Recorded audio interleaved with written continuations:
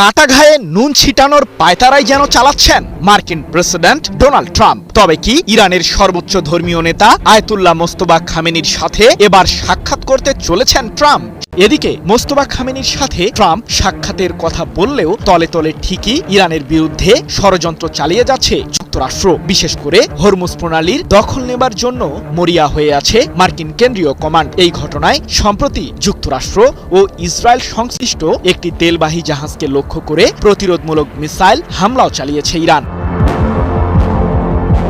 সাম্প্রতিক সময়ে ইরানের বিরুদ্ধে যুদ্ধে দেশটির সদ্য সাবেক সর্বোচ্চ ধর্মীয় নেতা আয়াতুল্লাহ আলী খামেনিকে হত্যা করে যুক্তরাষ্ট্র ও ইসরায়েল। যেই ঘায়ের ক্ষত এখনো শুকায়নি ইরানিদের, তাই তো ইহুদিবাদীদের বিরুদ্ধে শক্ত অবস্থান গড়ে তুলেছে তেহরান। সামরিক শক্তির দিক থেকেও সর্বোচ্চ প্রস্তুতি নিয়েছে ইরান। যে কোনো মুহূর্তে ইহুদিবাদীদের বিরুদ্ধে যুদ্ধে ঝাঁপিয়ে পড়ার শপথে অটল ইরানের সশস্ত্র বাহিনী। কিন্তু প্রশ্ন হলো, খামেনির সাথে কবে সাক্ষাৎ করার দিনক্ষণ ঠিক করেছেন ট্রাম্প?